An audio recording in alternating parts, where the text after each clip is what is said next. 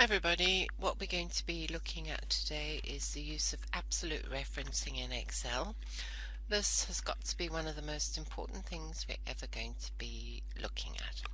So the spreadsheet that I have here, a very simple one, which is basically looking at a couple of members of staff, how many hours they've worked, and what we want to do is work out what we're going to pay them. It tells us that their hourly pay rate is $60 an hour. So of course what you would do is you would be putting in your formula. You would say, I want to look at the hours worked.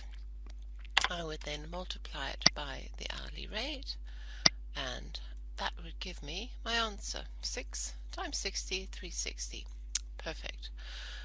Of course, the next thing you would do is you'd think, let's use that autofill handle and drag it down. But, problem, that cannot be right. A whole lot of zeros. What is actually happening? Remember that F2 key, really useful for trying to debug any issues. I hit my F2 and it highlights what I'm doing. It says C3 times H1. Perfect, love it. What's happening here? I hit my F2. There's my C4, nothing wrong with my C4, but look what's happening. No longer am I looking at H1, I'm looking at H2. So the problem is not with my formula or my function, the problem is that when I'm using my autofill and dragging it down, it is moving the references down. So it's moving that C3 down to a C4, to a C5, to a C6, which is great, but what's not so good is it's moving the H1 to an H2, to an H3, to an H4. What do I do about it?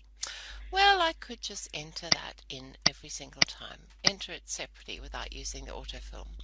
Not good.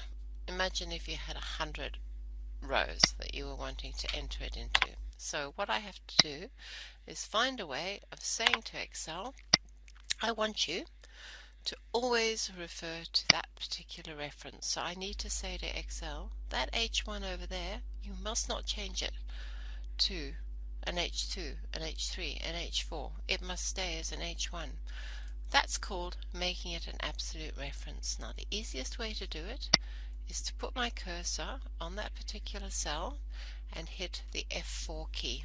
And what that does is converts it to an absolute reference by putting a $ in front of the column and in front of the row.